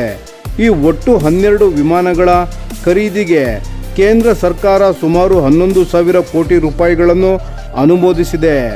ಈಗ ಒಂದು ಮುಖ್ಯ ಪ್ರಶ್ನೆ, ಈ ಖರೀದಿ ಏಕೆ ಬೇಕಾಯಿತು ಅಂತ. ಕಳೆದ ಕೆಲವು ದಶಕಗಳಲ್ಲಿ ಅಪಘಾತ ಮತ್ತು ತಾಂತ್ರಿಕ ಕಾರಣಗಳಿಂದ ಭಾರತೀಯ ವಾಯುಪಡೆಯ ಹಲವು ವಿಮಾನಗಳನ್ನು ಕಳೆದುಕೊಂಡಿದೆ. ಅದರ ಪರಿಣಾಮವಾಗಿ ಯುದ್ಧ ವಿಮಾನಗಳ ಸಂಖ್ಯೆಯಲ್ಲಿ ಒಂದು ಕೊರತೆ ಮೂಡಿದೆ. ಈ ಹೊಸ ಆರ್ಡರ್ ಆ ಕೊರತೆಯನ್ನು ತುಂಬಲು ನೇರವಾಗಿ ಸಹಾಯ ಮಾಡಲಿದೆ. ಅಲ್ಲದೆ ಈ ಒಪ್ಪಂದ HALನ ನಾಶಿಕ್ ಘಟಕಕ್ಕೂ ಒಂದು ದೊಡ್ಡ ಉಸಿರಿನಂತೆ ಕೆಲಸ ಮಾಡಲಿದೆ. ನಾಸಿಕ್ ಫ್ಯಾಕ್ಟರಿಯಲ್ಲಿ ದಶಕಗಳಿಂದ Su-30 MKI ವಿಮಾನಗಳ ಉತ್ಪಾದನೆ ನಡೆಯುತ್ತಿತ್ತು. ಈ ಹೊಸ ಒಪ್ಪಂದ ಅಲ್ಲಿನ ಕೆಲಸ ಮತ್ತು ತಜ್ಞರ ಕೌಶಲ್ಯ ಎರಡನ್ನೂ ಜೀವಂತವಾಗಿ ಇಡಲಿದೆ. HAL ಈಗಾಗಲೇ ತಯಾರಿಕೆಯ ಆರಂಭಿಕ ಹಂತ ಮತ್ತು ಸಪ್ಲೈ ಚೈನ್ ವ್ಯವಸ್ಥೆಯನ್ನು ಶುರು ಮಾಡಿದೆ ಎಂದು ಕಂಪನಿಯ ಅಧಿಕಾರಿಗಳು ತಿಳಿಸಿದ್ದಾರೆ. ಈಗ ಸ್ವಲ್ಪ Su-30 MKIನ ಬಗ್ಗೆ ಸ್ವಲ್ಪ ಮಾತನಾಡೋಣ. ಇದು ಭಾರತೀಯ ವಾಯುಪಡೆಯ ಪ್ರಾಥಮಿಕ ಹೆವಿವೇಟ್ ಫೈಟರ್ ಜೆಟ್ ಆಗಿದ್ದು ಇಂದಿನ ದಿನಕ್ಕೆ ಭಾರತದ ಅತಿ ಹೆಚ್ಚು ಸಂಖ್ಯೆಯಲ್ಲಿರುವ ಯುದ್ಧ ವಿಮಾನ ಇದೆ. ಏರ್ ಸುಪೀರಿಯಾರಿಟಿ, ಡೀಪ್ ಸ್ಟ್ರೈಕ್, ಸಮುದ್ರ ಗಸ್ತು, ನಿಖರ ನೆಲದಾಳಿ ಹೀಗೆ ಬಹುಮುಖ ಕಾರ್ಯಾಚರಣೆಗಳಿಗೆ ಸಮರ್ಥವಾಗಿರುವ ಒಂದು ವರ್ಸ್ಟೈಲ್ ಯುದ್ಧ ವಿಮಾನ ಇದು. ಹೊಸ ಬ್ಯಾಚ್ನ ವಿಶೇಷತೆ ಏನು ಗೊತ್ತಾ? ಈ 12 ಹೊಸ ವಿಮಾನಗಳಲ್ಲಿ 60%ಕ್ಕೂ ಹೆಚ್ಚು ಸ್ವದೇಶಿ ಅಂಶಗಳಿರಲಿವೆ.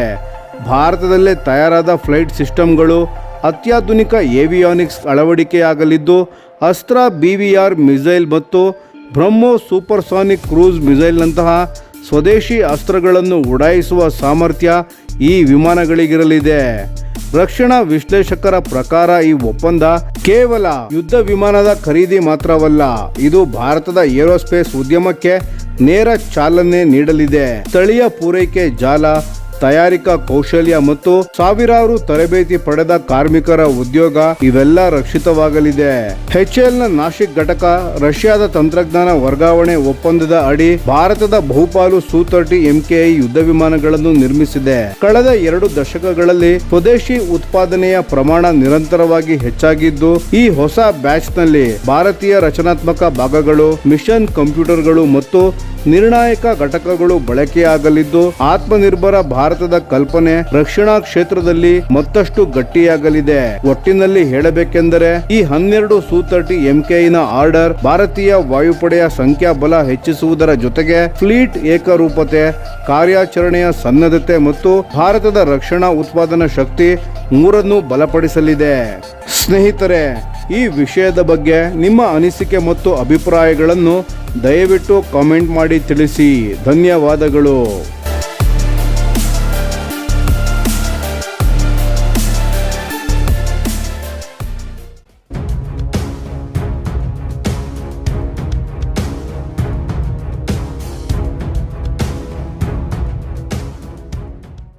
ಸ್ನೇಹಿತರೆ, ಇತ್ತೀಚೆಗೆ ಒಂದು ಅತ್ಯಂತ ಗಂಭೀರವಾದ ಮಾಹಿತಿಯು ಬಹಿರಂಗವಾಗಿದೆ ಮತ್ತು ಇದು ನೇರವಾಗಿ ಭಾರತದ ಭದ್ರತೆಗೆ ಸಂಬಂಧಿಸಿದೆ.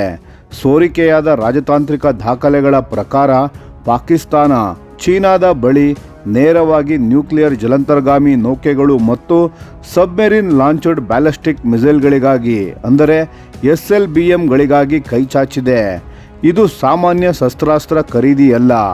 ಇದು ಯಾವುದೇ ರಾಷ್ಟ್ರದ ಅತ್ಯಂತ ಸೂಕ್ಷ್ಮ ಮತ್ತು ಮಹತ್ವಪೂರ್ಣ ಶಕ್ತಿ. ಸಮುದ್ರದ ಆಳದಿಂದ ನ್ಯೂಕ್ಲಿಯರ್ ದಾಳಿ ನಡೆಸಬಲ್ಲ ಸಾಮರ್ಥ್ಯ. ಇದನ್ನು ಯಾಕೆ ಇಷ್ಟು ಮುಖ್ಯ ಅಂತ ಹೇಳ್ತಿದ್ದೀನಿ ಅಂದರೆ C based second strike capability, ಅಂದರೆ ಶತ್ರು ಮೊದಲ ದಾಳಿ ಮಾಡಿದರೂ ಸಮುದ್ರದಲ್ಲಿ ಅಡಗಿರುವ ಜಲಂತರ್ಗಾಮಿ ಬದುಕುಳಿದು ಎದುರು ದಾಳಿ ಮಾಡಬಲ್ಲದು. ಇದು ಪರಮಾಣು ತಡೆ ಶಕ್ತಿಯ ಅತ್ಯಂತ ವಿಶ್ವಾಸಾರ್ಹ ರೂಪ. ಪಾಕಿಸ್ತಾನ ಈ ಸಾಮರ್ಥ್ಯಕ್ಕಾಗಿ ಕಳೆದ 20 ವರ್ಷಗಳಿಂದ ಪ್ರಯತ್ನಿಸುತ್ತಲೇ ಇದೆ. ಬಾಬರ್ 3 SLBM ಮತ್ತು ಅಗೋಸ್ಟಾ ವರ್ಗದ ಜಲಂತರ್ಗಾಮಿ ನೌಕೆಗಳ ಮೂಲಕ ಅವರು ಈ ಗುರಿಯನ್ನು ತಲುಪಲು ಪ್ರಯತ್ನಿಸುತ್ತಿದ್ದಾರೆ. ಆದರೆ ತಾಂತ್ರಿಕ ಸಮಸ್ಯೆಗಳು ಮತ್ತು ಹಣಕಾಸಿನ ಅಡೆತಡೆಗಳಿಂದ ಆ ಪ್ರಯತ್ನ ಅಷ್ಟಾಗಿ ಮುಂದೆ ಹೋಗಿಲ್ಲ. ಹಾಗಾಗಿ ಇಸ್ಲಾಮಾಬಾದ್ ಈಗ ನೇರವಾಗಿ ಬೀಜಿಂಗ್ನ ಬಾಗಿಲು ತಟ್ಟಿದೆ. ಈ ಸೋರಿಕೆಯಾದ ಕೇಬಲ್ಗಳಲ್ಲಿ ಉಲ್ಲೇಖಿಸಿರುವಂತೆ ಈ ನ್ಯೂಕ್ಲಿಯರ್ ಬೇಡಿಕೆಯನ್ನು ಮೋಸ್ಟ್ ಕಾನ್ಸಿಕ್ವೆನ್ಷಿಯಲಿ ಇಂಪಾರ್ಟೆಂಟ್, ಅಂದರೆ ಅತ್ಯಂತ ನಿರ್ಣಾಯಕ ವಿಷಯ ಎಂದು ವಿವರಿಸಲಾಗಿದೆ. ಇದು ಪಾಕಿಸ್ತಾನ ಚೀನಾ ಸಂಬಂಧ ಎಷ್ಟು ಆಳಕ್ಕೆ ಹೋಗಿದೆ ಎಂಬುದನ್ನು ತೋರಿಸುತ್ತದೆ. ಈಗ ಭಾರತದ ಪರಿಸ್ಥಿತಿಯನ್ನು ನೋಡೋಣ. ಚೀನಾದ ನೆರವಿನಿಂದ ಪಾಕಿಸ್ತಾನ ನ್ಯೂಕ್ಲಿಯರ್ ಜಲಂತರ್ಗಾಮಿ ಪಡೆದರೆ ಭಾರತದ ಮಹಾಸಾಗರದಲ್ಲಿ ಭಾರತದ ನೌಕಾ ಲೆಕ್ಕಾಚಾರವು ಸಂಪೂರ್ಣ ಬದಲಾಗಲಿದೆ. ನವದೆಹಲಿ ತನ್ನ ಆಂಟಿ ಸಬ್ಮೆರಿನ್ ವಾರ್ಫೇರ್ ಸಾಮರ್ಥ್ಯ, ನೌಕಾ ಪರಮಾಣು ನಿಲುವು ಮತ್ತು ಒಟ್ಟಾರೆ ತಡೆಶಕ್ತಿ ಇನ್ನಷ್ಟು ವೇಗವಾಗಿ ಬಲಪಡಿಸಬೇಕಾಗುತ್ತದೆ. ಅದರ ಜೊತೆಗೆ ಇನ್ನೊಂದು ಆತಂಕದ ವಿಷಯ ಏನು ಅಂದರೆ ಚೀನಾ ಈಗಾಗಲೇ ಪಾಕಿಸ್ತಾನದ ಬಂದರುಗಳಲ್ಲಿ ತನ್ನ ನೌಕಾ ಉಪಸ್ಥಿತಿಯನ್ನು ವಿಸ್ತರಿಸಿಕೊಳ್ಳುತ್ತಿದೆ. ಗ್ವಾದರ್ ಬಂದರು ಅದಕ್ಕೆ ಸ್ಪಷ್ಟ ಉದಾಹರಣೆ. ಚೀನಾ ಪಾಕಿಸ್ತಾನಕ್ಕೆ ನ್ಯೂಕ್ಲಿಯರ್ ಜಲಂತರ್ಗಾಮಿಯ ತಂತ್ರಜ್ಞಾನ ಕೊಟ್ಟರೆ ಅದರ ಮೇಲೆ ಬೀಜಿಂಗ್ನ ಹಿಡಿತ ಸಹ ಹೆಚ್ಚಲಿದೆ. ಪಾಕಿಸ್ತಾನ ಚೀನಾದ ಮೇಲೆ ಇನ್ನಷ್ಟು ಅವಲಂಬಿತವಾಗಲಿದೆ. ಇದು ಬೀಜಿಂಗ್ಗೆ ಪಾಕ್ನ ಕಾರ್ಯತಂತ್ರದ ಆಯ್ಕೆಗಳ ಮೇಲೆ ಗಣನೀಯ ಪ್ರಭಾವ ನೀಡಲಿದೆ. ಜಾಗತಿಕ ಒಪ್ಪಂದಗಳ ದೃಷ್ಟಿಯಿಂದ ನೋಡಿದರೆ ಪಾಕಿಸ್ತಾನದ ನ್ಯೂಕ್ಲಿಯರ್ ಕಾರ್ಯಕ್ರಮವನ್ನು ಅಂತಾರಾಷ್ಟ್ರೀಯ ಮಟ್ಟದಲ್ಲಿ ವಿಸ್ತರಿಸಲು ಯತ್ನಿಸುತ್ತಿದೆ ಎಂಬ ಕಳವಳ ಇನ್ನಷ್ಟು ತೀವ್ರವಾಗಲಿದೆ. ಈ ಬೆಳವಣಿಗೆ ದಕ್ಷಿಣ ಏಷ್ಯಾದಲ್ಲಿ ಪರಮಾಣು ಅಪಾಯಗಳ ಚರ್ಚೆಗೆ ಹೊಸ ಆಯಾಮ ನೀಡಲಿದೆ. ಭಾರತ ತನ್ನ ಪರಮಾಣು ಟ್ರಯಾಡ್ ಅಂದರೆ ಭೂಮಿ, ಆಕಾಶ ಮತ್ತು ಸಮುದ್ರ ಆಧಾರಿತ ನ್ಯೂಕ್ಲಿಯರ್ ಶಕ್ತಿಯನ್ನು ಇನ್ನಷ್ಟು ಆಧುನೀಕರಣಗೊಳಿಸಬೇಕಾದ ಅಗತ್ಯ ಇದೆ.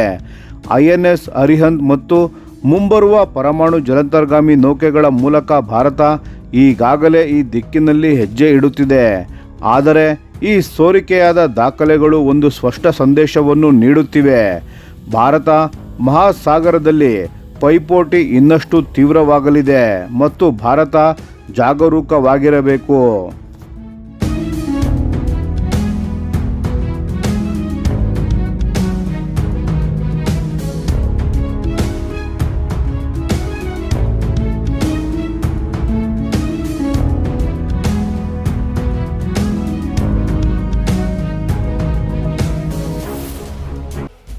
ಇವತ್ತು ನಾವು ಮಾತನಾಡೋದು ಭಾರತದ ರಕ್ಷಣಾ ಇತಿಹಾಸದಲ್ಲಿ ಒಂದು ಅತ್ಯಂತ ಮಹತ್ವದ ಮೈಲಿಗಲ್ಲಿನ ಬಗ್ಗೆ.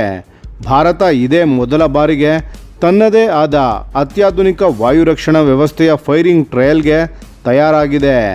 ಅದೇ ಪ್ರಾಜೆಕ್ಟ್ ಕುಶ ಅಡಿಯಲ್ಲಿ ಅಭಿವೃದ್ಧಿ ಆಗುತ್ತಿರುವ ERADS ಅಂದರೆ extended range air defence system.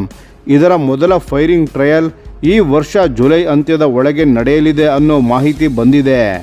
ಸರಿ, ಮೊದಲು ಈ ಪ್ರಾಜೆಕ್ಟ್ ಕುಶ ಅಂದರೆ ಏನು ಅನ್ನೋದನ್ನು ಅರ್ಥ ಮಾಡಿಕೊಳ್ಳೋಣ ಬನ್ನಿ ಸ್ನೇಹಿತರೆ.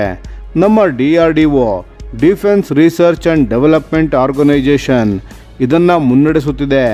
ಇದರ ಉದ್ದೇಶ ಏನಪ್ಪ ಅಂದರೆ ಭಾರತ ಬೇರೆ ದೇಶಗಳ ಮೇಲೆ ಅವಲಂಬಿಸದೆ ತನ್ನದೇ ಆದ long range surface to air missile ಸಿಸ್ಟಮನ್ನು ಹೊಂದಬೇಕು ಅನ್ನೋದು. ಸ್ಪಷ್ಟವಾಗಿ ಹೇಳಬೇಕು ಅಂದರೆ ರಷ್ಯಾದ S-400ಗೆ ಸರಿ ಸಮಾನವಾದ ಸ್ವದೇಶಿ ನಿರ್ಮಿತ ವ್ಯವಸ್ಥೆಯಾಗಿದೆ. ಇದು ಸಾಮಾನ್ಯ ಮಿಸೈಲ್ ಸಿಸ್ಟಮ್ ಅಲ್ಲ ಗೆಳೆಯರೇ. ಇದು 3 ಹಂತದ ಆರ್ಕಿಟೆಕ್ಚರ್ ಹೊಂದಿರೋ ಒಂದು ಅತ್ಯಂತ ಸಂಕೀರ್ಣ ವ್ಯವಸ್ಥೆ. ಬೇರೆ ಬೇರೆ ಎತ್ತರ ಮತ್ತು ದೂರದಲ್ಲಿ ಬರುವ ಶತ್ರುಗಳ ಗುರಿಯನ್ನು ತಪ್ಪಿಸಿಕೊಳ್ಳಲು ಅವಕಾಶ ಕೊಡದಂತೆ ಒಂದರ ಮೇಲೊಂದು ಹೊದಿಕೆ ಹಾಕಿದ ರಕ್ಷಣಾ ಕವಚ ಇದು. ಈಗ ಇದರ 3 ಇಂಟರ್ಸೆಪ್ಟರ್ ವೇರಿಯಂಟ್ಗಳ ಬಗ್ಗೆ ತಿಳಿದುಕೊಳ್ಳೋಣ ಬನ್ನಿ. ಮೊದಲನೆಯದು M1. ಇದೊಂದು ಆಧಾರ ವೇರಿಯಂಟ್ ಆಗಿದ್ದು ಇದು 150 ಕಿಲೋಮೀಟರ್ ದೂರದವರೆಗೆ ಇರುವ ಗುರಿಗಳನ್ನು ನಾಶ ಮಾಡಬಲ್ಲದು. ಎರಡನೆಯದು M2 ವೇರಿಯಂಟ್. ಇದಕ್ಕೆ ಸ್ವಲ್ಪ ದೊಡ್ಡ ಬೂಸ್ಟರ್ ಹಂತ ಇದೆ.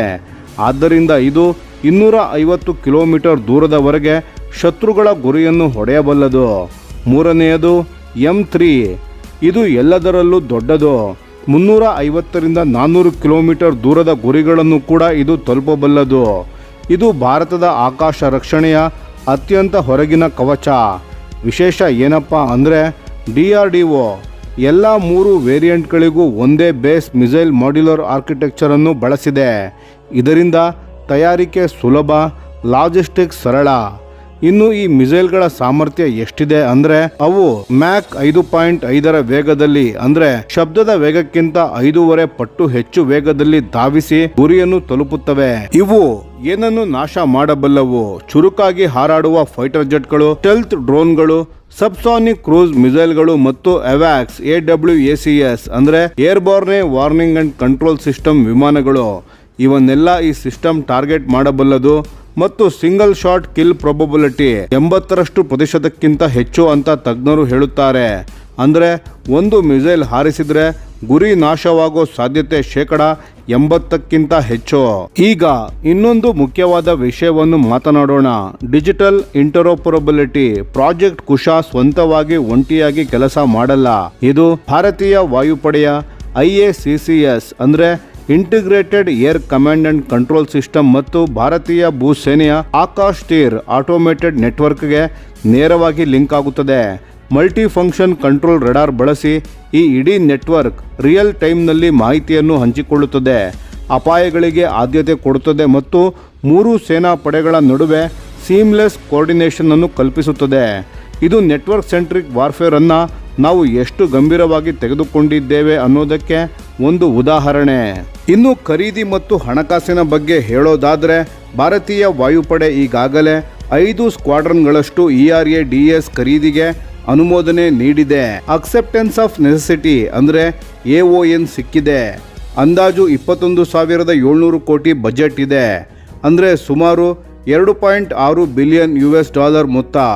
ಅಷ್ಟೇ ಅಲ್ಲ, ಭಾರತೀಯ ನೌಕಾಪಡೆ ಕೂಡ ಕುಶ ಸಿಸ್ಟಮ್ನ ನೇವಲ್ ವೇರಿಯಂಟ್ನ ತಮ್ಮ ಹಡಗುಗಳಿಗೆ ಮತ್ತು ಕರಾವಳಿ ರಕ್ಷಣೆಗೆ ಬಳಸಲು ತಯಾರಾಗುತ್ತಿದ್ದಾರೆ. ಉತ್ಪಾದನೆ ಯಾರು ಮಾಡ್ತಾರೆ ಅಂದರೆ ನಮ್ಮ ಸರ್ಕಾರಿ ಸ್ವಾಮ್ಯದ BEL ಅಂದರೆ ಭರತ್ ಎಲೆಕ್ಟ್ರಾನಿಕ್ಸ್ ಲಿಮಿಟೆಡ್ ಮತ್ತು BDL ಅಂದರೆ ಭರತ್ ಡೈನಾಮಿಕ್ಸ್ ಲಿಮಿಟೆಡ್. 2 ಕಂಪನಿಗಳು ಈಗಾಗಲೇ ತಮ್ಮ ಉತ್ಪಾದನೆಯ ಸಾಮರ್ಥ್ಯವನ್ನು ಹೆಚ್ಚಿಸಿಕೊಳ್ಳಲು ಮೂಲಸೌಕರ್ಯ ವಿಸ್ತರಣೆ ಮಾಡುತ್ತಿವೆ. ಇದು ನೇರವಾಗಿ ಆತ್ಮನಿರ್ಭರ ಭಾರತದ ಅಭಿಯಾನದ ಪ್ರತಿಫಲ. ಗೆಳೆಯರೇ, ಈ ವರ್ಷದ ಆರಂಭದಲ್ಲಿ ಗ್ರೌಂಡ್ ಟೆಸ್ಟ್ ಯಶಸ್ವಿಯಾಗಿ ನಡೆದಿವೆ. ಈಗ ಜುಲೈ ಅಂತ್ಯದಲ್ಲಿ ನಡೆಯಲಿರುವ ಟ್ರಯಲ್ನಲ್ಲಿ M1 ವೇರಿಯಂಟ್ 3 ಮುಖ್ಯ ಸಂಗತಿಗಳನ್ನು ಸಾಬೀತುಪಡಿಸಬೇಕಾಗಿದೆ. ಅದರ ಪ್ರೊಪಲ್ಷನ್ ಸಿಸ್ಟಮ್, ಆನ್ಬೋರ್ಡ್ ಗೈಡೆನ್ಸ್ ಮತ್ತು ಆಕ್ಟಿವ್ ಸೀಕರ್ ಸರಿಯಾಗಿ ಕೆಲಸ ಮಾಡುತ್ತಾ ಅನ್ನೋದು. ರಕ್ಷಣಾ ತಜ್ಞರುಗಳ ಪ್ರಕಾರ ಈ ಪ್ರಯೋಗ ಯಶಸ್ವಿಯಾದರೆ 2028ರಿಂದ 2030ರ ನಡುವೆ ERADS ಭಾರತೀಯ ಸೇನೆಯಲ್ಲಿ ಹಂತ ಹಂತವಾಗಿ ಸೇರ್ಪಡೆಯಾಗಲಿದೆ ಮತ್ತು ಭಾರತ ವಿಶ್ವ ದರ್ಜೆಯ ಮಿಸೈಲ್ ತಂತ್ರಜ್ಞಾನ ಹೊಂದಿರುವ ರಾಷ್ಟ್ರ ಎಂದು ತನ್ನ ಸ್ಥಾನವನ್ನು ಗಟ್ಟಿ ಮಾಡಿಕೊಳ್ಳಲಿದೆ. ಇದು ಖಂಡಿತವಾಗಿಯೂ ಭಾರತದ ರಕ್ಷಣಾ ಸ್ವಾವಲಂಬನೆಯ ಪ್ರಯಾಣದಲ್ಲಿ ಒಂದು ಐತಿಹಾಸಿಕ ಹೆಜ್ಜೆ.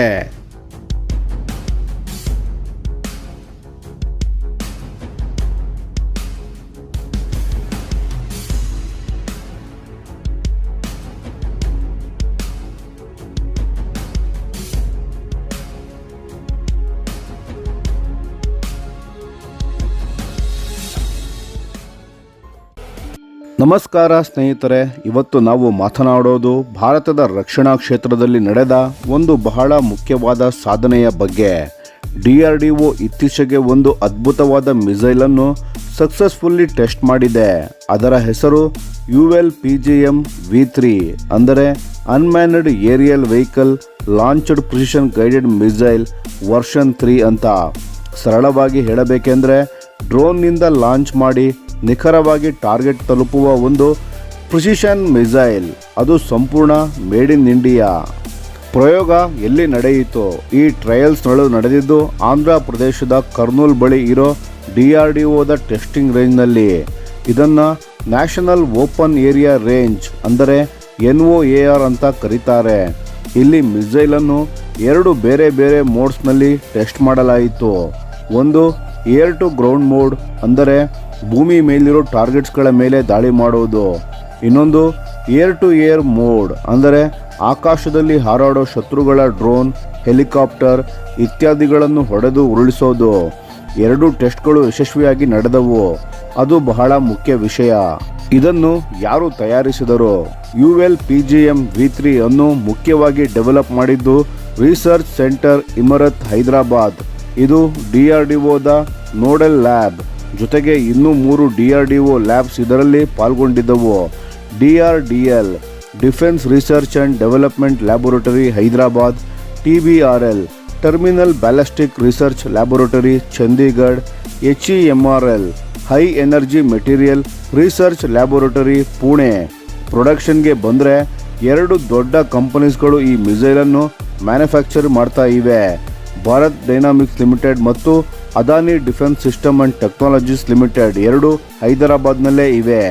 ಮತ್ತು ಈ ಟ್ರಯಲ್ಸ್ಗೆ ಬಳಸಿದ ಡ್ರೋನನ್ನು ತಯಾರಿಸಿದ್ದು ಬೆಂಗಳೂರಿನ new space research and technologies company. ಇದು ಒಂದು ಭಾರತೀಯ ಖಾಸಗಿ ಕಂಪನಿ. ಇಷ್ಟು ಮಾತ್ರ ಅಲ್ಲ, ಈ ಮಿಸೈಲ್ನ ಸಪ್ಲೈ ಚೈನ್ ಪೂರ್ತಿ ಭಾರತದ್ದೇ. ಸುಮಾರು 30ಕ್ಕೂ ಹೆಚ್ಚು MSME ಮತ್ತು ಸ್ಟಾರ್ಟಪ್ಸ್ಗಳು ಇದರಲ್ಲಿ ಭಾಗವಹಿಸಿವೆ. ಅಂದರೆ ಇದು ಸಂಪೂರ್ಣ ಆತ್ಮನಿರ್ಭರ ಯೋಜನೆಯಾಗಿದೆ. ULPGM-V3 ಅಂದರೆ ಏನು?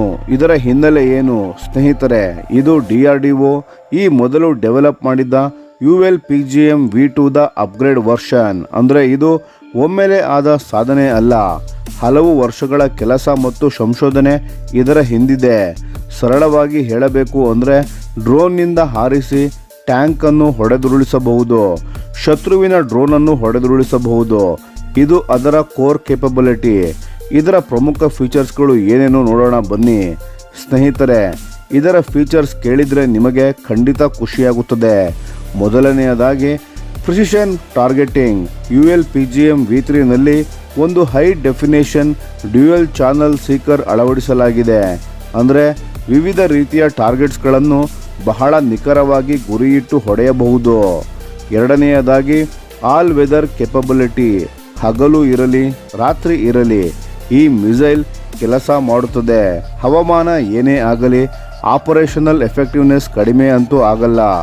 ಮೂರನೆಯದಾಗಿ ಟೆರ್ರೈನ್ ಫ್ಲೆಕ್ಸಿಬಿಲಿಟಿ. ಬಯಲು ಪ್ರದೇಶ ಇರಲಿ, ಹಿಮಾಲಯದ ಹೈ ಆಲ್ಟಿಟ್ಯೂಡ್ ರೀಜನ್ ಇರಲಿ. ಮೂರನೆಯದಾಗಿ ಟೆರ್ರೈನ್ ಫ್ಲೆಕ್ಸಿಬಿಲಿಟಿ. ಬಯಲು ಪ್ರದೇಶ ಇರಲಿ, ಹಿಮಾಲಯದಂತಹ ಹೈ ಆಲ್ಟಿಟ್ಯೂಡ್ ರೀಜನ್ನೇ ಆಗಿರಲಿ, ಎಲ್ಲ ಕಡೆ ಡೆಪ್ಲಾಯ್ ಮಾಡಬಹುದು. ಇದು ಭಾರತಕ್ಕೆ ಬಹಳ ಕ್ರಿಟಿಕಲ್. ಯಾಕಂದರೆ ನಮ್ಮ ಬಾರ್ಡರ್ಸ್ಗಳು ಬೇರೆ ಬೇರೆ ರೀತಿಯ ಟೆರೈನ್ನಲ್ಲಿ ಇದ್ದಾವೆ. ನಾಲ್ಕನೆಯದಾಗಿ ರಿಯಲ್ ಟೈಮ್ ಗೈಡೆನ್ಸ್. ಇದರಲ್ಲಿ 2 way real time data transmission ಇದೆ. ಅಂದರೆ ಮಿಸೈಲ್ ಲಾಂಚ್ ಆದ ನಂತರವೂ ಟಾರ್ಗೆಟ್ಗಳನ್ನು ಅಪ್ಡೇಟ್ ಮಾಡಬಹುದು, ಮಿಡ್ ಕೋರ್ಸ್ ಕರೆಕ್ಷನ್ ಮಾಡಬಹುದು. ಇದು ತುಂಬ ಅಡ್ವಾನ್ಸ್ಡ್ ಫೀಚರ್. ಐದನೆಯದಾಗಿ anti bunker role. Penetration cum blast warhead ಅಳವಡಿಸಿರೋ ಕಾರಣ ಭೂಮಿ ಒಳಗೆ ಅಡಗಿರೋ ಬಂಕರ್ಸ್ ಮತ್ತು ಫಾರ್ಟಿಫೈಡ್ ಸ್ಟ್ರಕ್ಚರ್ಸ್ಗಳನ್ನು ನಾಶ ಮಾಡಬಹುದು. 3 ರೀತಿಯ ವಾರ್ ಹೆಡ್ಸ್. ಇನ್ನೊಂದು ಬಹಳ ಮುಖ್ಯವಾದ ವಿಷಯ ಸ್ನೇಹಿತರೆ, ULPGM V3ಗೆ 3 ಬೇರೆ ಬೇರೆ ರೀತಿಯ ವಾರ್ ಹೆಡ್ ಕಾನ್ಫಿಗರೇಷನ್ಸ್ಗಳು ಇವೆ. ಮೊದಲನೆಯದು ಆಂಟಿ ಆರ್ಮರ್ ವಾರ್ ಹೆಡ್. ಇದು ಮುಖ್ಯವಾಗಿ ಮಾಡರ್ನ್ ಟ್ಯಾಂಕ್ಸ್ ಅನ್ನು ಡೆಸ್ಟ್ರಾಯ್ ಮಾಡಲು ಉಪಯೋಗಿಸುತ್ತಾರೆ.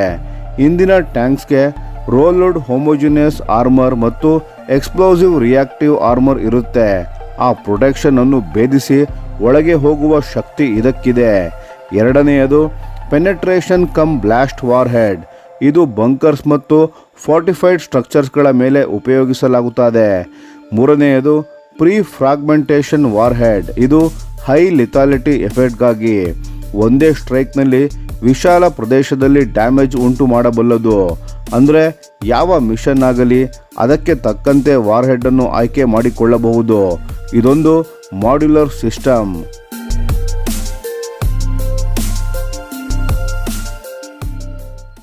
ರಕ್ಷಣಾ ಮಂತ್ರಿ ಶ್ರೀ ರಾಜನಾಥ್ ಸಿಂಗ್ ಅವರು DRDO, PSU ಮತ್ತು ಉದ್ಯಮ ಪಾಲುದಾರರಿಗೆ ಅಭಿನಂದನೆ ತಿಳಿಸಿದ್ದಾರೆ. ಅವರು ಇದನ್ನು ಆತ್ಮನಿರ್ಭರ ಭಾರತದ ದಿಕ್ಕಿನಲ್ಲಿ ಸಾಧಿಸಿದ ಒಂದು ಸ್ಟ್ರಾಟಜಿಕ್ ಮೈಲ್ಸ್ಟೋನ್ ಅಂತ ಬಣ್ಣಿಸಿದ್ದಾರೆ. DRDO ಚೇರ್ಮನ್ ಆದ ಡಾಕ್ಟರ್ ಸಮೀರ್ ವಿ ಕಾಮತ್ ಅವರು ಎಲ್ಲ ಟರ್ಮ್ಸ್ಗಳನ್ನು ಅಭಿನಂದಿಸಿ ಮುಂದಿನ ಪ್ರೊಡಕ್ಷನ್ಗೆ ಸಿದ್ಧರಾಗಿ ಎಂದು ಹೇಳಿದ್ದಾರೆ. ಟ್ರಯಲ್ಸ್ಗಳು ಕನ್ಫರ್ಮ್ ಆದ ನಂತರ ಮೇಲೆ ತಕ್ಷಣ ಸೀರಿಯಲ್ ಮಾಸ್ ಪ್ರೊಡಕ್ಷನ್ಗೆ ಶುರು ಮಾಡಬಹುದು ಅಂತ ಘೋಷಿಸಲಾಗಿದೆ. ಸ್ನೇಹಿತರೆ, ULPGM V3 ಅನ್ನು ಒಂದು ಸೆಂಟೆನ್ಸ್ನಲ್ಲಿ ಹೇಳಬೇಕು ಅಂದರೆ ಡ್ರೋನ್ನಿಂದ ಹಾರಿಸಿ ಟ್ಯಾಂಕನ್ನು ಉಡಾಯಿಸಿ ಶತ್ರುವಿನ ಡ್ರೋನನ್ನು ಉರುಳಿಸಿ ಅದು ಸಂಪೂರ್ಣ ಮೇಡ್ ಇನ್ ಇಂಡಿಯಾ. ಇದು ಭಾರತದ ಡ್ರೋನ್ ವಾರ್ಫೇರ್ ಕೇಪಬಿಲಿಟಿಯಲ್ಲಿ ಒಂದು ಹೊಸ ಅಧ್ಯಾಯ. ನಮ್ಮ ಸೈನಿಕರಿಗೆ ಇನ್ನೂ ಬಹಳ ಪವರ್ಫುಲ್ ವೆಪನ್ ಸಿಕ್ಕಿದೆ ಮತ್ತು ಅದನ್ನು ನಾವೇ ತಯಾರಿಸಿದ್ದೇವೆ ಅನ್ನೋದು ಇನ್ನೂ ಹೆಚ್ಚು ಹೆಮ್ಮೆಯ ವಿಷಯ. ಸ್ನೇಹಿತರೆ, ಈ ವಿಡಿಯೋ ನಿಮಗೆ ಇಷ್ಟವಾದರೆ ನಿಮ್ಮ ಅನಿಸಿಕೆ ಮತ್ತು ಅಭಿಪ್ರಾಯಗಳನ್ನು ದಯವಿಟ್ಟು ಕಾಮೆಂಟ್ ಮಾಡಿ ತಿಳಿಸಿ. ಧನ್ಯವಾದಗಳು.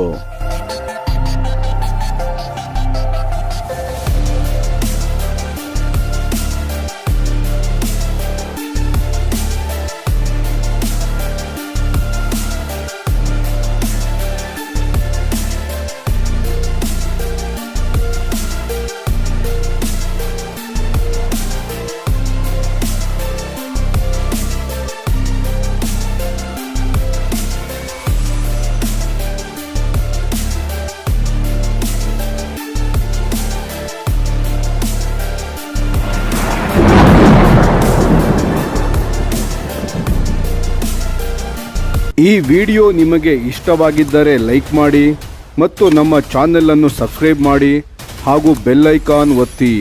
ಯಾವ ಅಪ್ಡೇಟ್ಗೂ ಮಿಸ್ ಆಗಬೇಡಿ. ಡಿಫೆನ್ಸ್ ಸುದ್ದಿಗಳನ್ನು ತ್ವರಿತವಾಗಿ ಪಡೆಯಿರಿ. ನಿಮ್ಮ ಬೆಂಬಲವೇ ನಮ್ಮ ಶಕ್ತಿ. ಭಾರತ ಬಲಿಷ್ಠವಾಗಲಿ ಎಂದು ಆಶಿಸುತ್ತಾ ಭಾರತ ಮಾತೆಗೆ ಜೈ. ಧನ್ಯವಾದಗಳು.